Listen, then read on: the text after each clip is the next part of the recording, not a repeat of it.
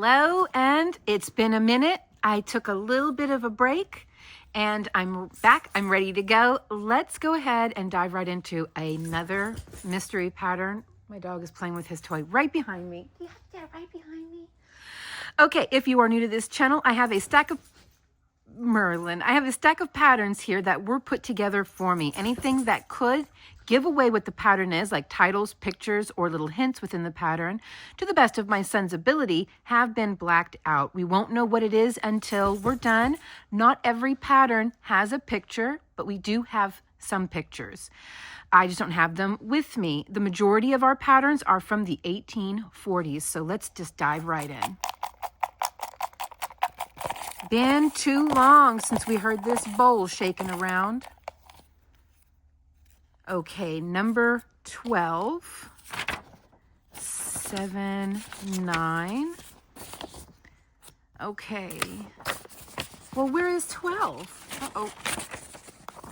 Okay, apparently we do not have a 12 in the bowl. Oh, you know what? I bet number 12 was one of those patterns from that horrible book we got rid of. I'll just bet you it was. So let's go ahead and repick. Might be a couple more numbers in here that I forgot to fish out whenever I tossed the rest of those patterns. I think we have number 7 here. Okay, so this book here is from the 1840s. There we go, 7. And let's see here, chain and cotton as last receipt. Oh no. Well, we don't know how many chains that is, but out of this book, every time it's instructed us to do that, it's been something like 500 chains. So I'm just going to chain a sample size amount. So let's see what we're going to have here. We have 6 rows, and then we repeat from the 4th row. Okay, I'll be right back. I'm going to get some material. Enjoying using this lately in lieu of fine threads, as it is very easy to handle. It's easy for y'all to see, and it's basically a thread size, the Elise Diva Silky Effect. I'm not sure which one of these I want to use today, either the 1 or the 0. I'll start with the 1, and we'll see how that works out. If my stitch pops too much, it's because my hook is too small. I'll move up to the 0. There we go. That's just what I do to keep the label on. Okay. And there's already a loop in it. Why is there a loop in it? Oh, it's a slip stitch. All right. So I'm going to go ahead and chain just a random number of stitches. And I will be right back. I just went with a round number of 40. It says in the first row, we're going to work a row of treble. Now, these are Victorian era patterns, and they are British patterns. So a treble crochet is equivalent to a modern US double crochet. And it looks like first and second row are both going to be US double crochet, UK treble crochet. So I think I'll go 1, 2, and in the 3rd stitch, I'll start my trebles. UK trebles, US double crochets. And I'm just going to work 2 simple rows of double crochets. So I will be right back. Okay, so the 3rd row, there is my 2 rows of double crochet. The 3rd row says 1 plain, 4 chain, miss 1. For those new to this channel, a plain is the equivalent of a single crochet, or in the UK, it's the equivalent of a double crochet. Okay, so 1 plain,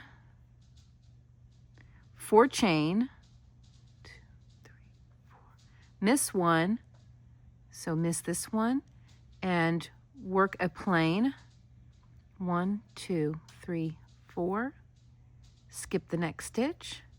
Okay, so I'll be right back. I'm going to work this all the way to the end. All done with that.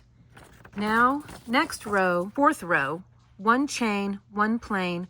The plain stitches are always in the middle of the chain in the last row.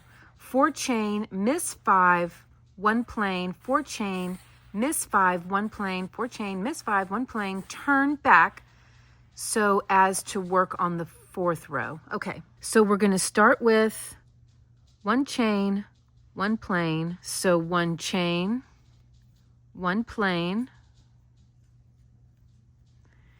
Now moving on to the repeat, 4 chain, 1, 2, 3, 4, miss 5, so 4 chain plus 1 single crochet, miss 5, 1 plain, 4 chain, miss 5, and it wants us to put the, I wonder if I shouldn't start here like that. Probably. So 1, 2, this is just a very complicated way of explaining how to do this. You're just going to chain 4 and then put a single crochet into the chain 4 space. It was just a really complicated way of explaining that. Not really complicated. That was a bit much for me to say, for me to accuse. It was a descriptive way of describing that. I have to be nicer. Be a bit less critical. Crochet patterns were new, especially to England in this time. Crochet really had only been a thing for, see, these patterns, I think these are the 1846 patterns. Crochet had been around for about 10 years. And it was really starting to get popular in England around this time here, the 1840s. So while I'm sure they can describe a knitted pattern, blind, without even looking, just feel the knit and then just write it down. Crochet was different. They had to come up with, new descriptive words. It's a whole new language. So they did their best, and I need to be less critical about that. They did a great job for it being such a new medium. And I pretty much worked this whole row on camera with you. So I might as well commit to the end. 1, 2, 3, 4. 1, 2, 3, 4. And there we go. Okay. It's curving. First off, my chain was a bit too tight. So it's a little bit of a tight chain, and we are a bit frilly here. We're overpacking the stitches just ever so slightly. Okay, so we're going to turn back, and we're going to work 1 chain, miss 1, 1 plain. That's our start. Then 4 chain, miss 5, 1 plain, 4 chain, miss 5, 1 plain, turn back. Okay, 1 chain, miss 1, 1 plain. I think we still need to start with a plain.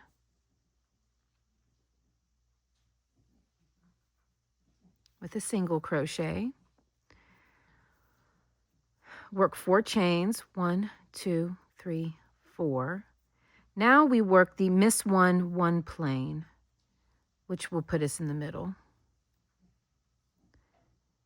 And then we do the last row again. We're basically going to repeat the last row. 1, 2, 3, 4. Because we're going to miss 5, 1 plain, 4 chain, miss 5. So we're repeating the last row again. I'll be right back.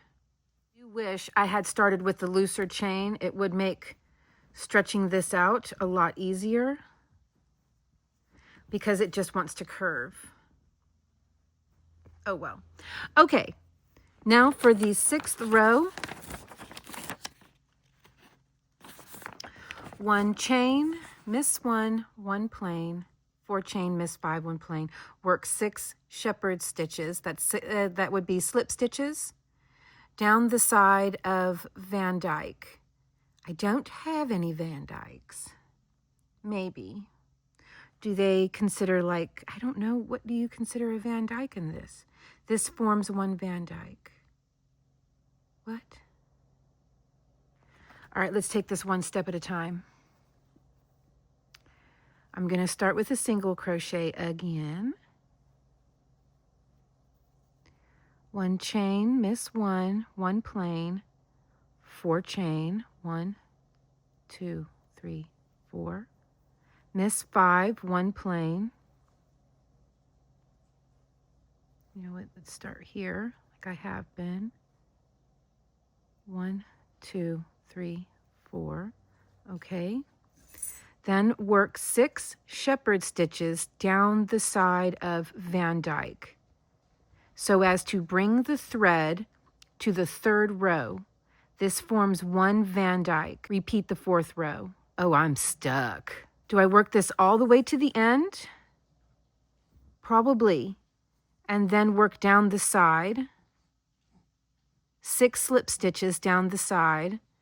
Supposedly, this forms 1 Van Dyke. I'll be right back. So I have worked all the way to the other end, and it says to work 6 shepherd stitches, which are slip stitches. So let's do that. 1,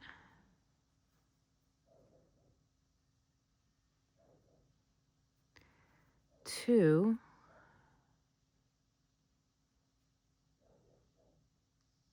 not easy to get into these little side stitches here. 3, 4. Now that's supposed to take us down to the 3rd row. 1, 2, 3. So maybe I'm not doing these right then. So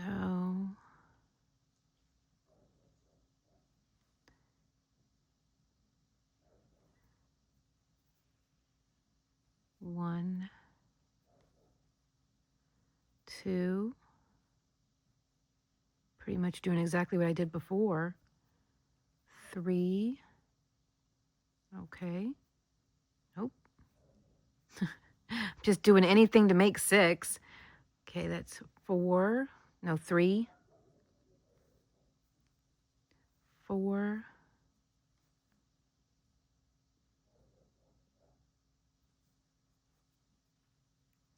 5 and 6. So this puts us down into the bottom of the 3rd row. Supposedly this creates a Van Dyke, but traditionally a Van Dyke is 3 stitches into 1 stitch. A granny stitch essentially, and it can be 3 half doubles, 3 singles, 3 double crochets, but 3 into 1 or 3 into 1 space is a Van Dyke in this era. Supposedly, we just worked down the side of a Van Dyke, and supposedly this just formed a Van Dyke, which does not make any sense to me based on my understanding of the. In fact, let's just do this because I still have the stitch terms for this book. And I don't believe Van Dyke is even mentioned in this book. No. We have shepherds or single crochet, which is a slip stitch. We have plain, double, or French crochet, which is a single crochet. I'm translating these into English, I'm sorry, not English, but US terms. Then we have the treble crochet, which is a modern US double crochet. And then crocheting in 2 colors, so basically carrying your work along. We don't even have a Van Dyke stitch in our crochet terms. This is the last term that's explained in this book. It immediately goes into a pattern after this here. So it says repeat from 4th row.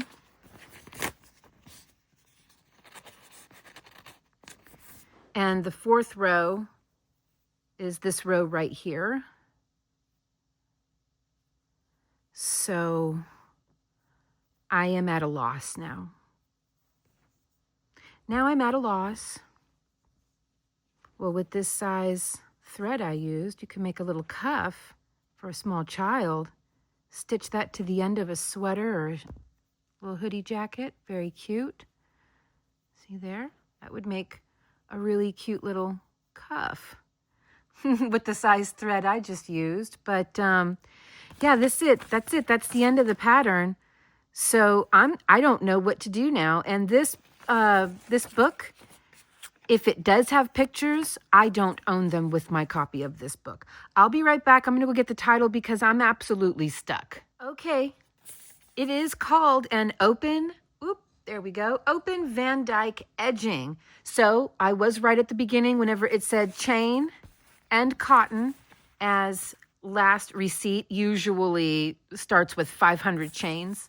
And the edgings in this book all do start with 500 chains. I'm confused about the Van Dyke part. It doesn't make any sense to me. I'm confused about what it is they want me to do. I'm sure this would look great if I had done it right. And maybe, no, because it's supposed to be starting with 500 chains. And maybe they're calling these Van Dykes, but then this is not a Van Dyke. You know, just, you got itchies, Merlin. You know, it's getting to be the summertime around here, and we do have a little grass in our backyard, and I think he is starting to get a little dry. This is not a Van Dyke. We have, for those of you who are OGs to this channel, you know what a Van Dyke looks like. It looks like this. If I can get my stitch in, there we go. 1, 2, and 3. That is a Van Dyke stitch. So I don't think I nailed this one. I do feel like I followed the instructions as they were written until we got to the 6th row. I do feel like I followed them as written. I don't know. That's what we have. Pretty short video this time. I'm going to immediately dive right into making another video. And I have a mystery pattern I started about a week ago. It's a bit time consuming. I had to walk away and take a break. Let me give you a little sneak peek. It's not, I think it's not a doily, but whenever you watch that video, you'll understand why I think it's not a doily. So here we have a little something happening here. Okay, that's it. That's your sneak peek. It's a very time-consuming pattern, and you'll see that whenever you watch that video. The first section of that pattern is 11 rounds. And remember, it's getting bigger the more rounds I add, more and more and more stitches. So the first section is 11 rounds. The second section is 12 rounds. The third section is 19 rounds, and that doesn't even count the border that it has instructions for. I don't think it's a doily, and you will see whenever you watch that video. So what I'm going to do is call this one here a draw, because I feel like I did follow the instructions, but then at the same time I didn't, if that makes sense. Like I did, but I just didn't fully comprehend them. And I'm not going to waste this. I'm going to use this on another pattern. I'm going to immediately dive right into another mystery pattern. And once I'm done with that, I'm going to work on that one there, because now I'm ready to start the 19 rounds section. It's going to be a not long video, but a long pattern. Okay, guys, I'll see you in the next video. I'm sorry this one was so short, but I mean, what can you do? Okay, I'll see you really soon.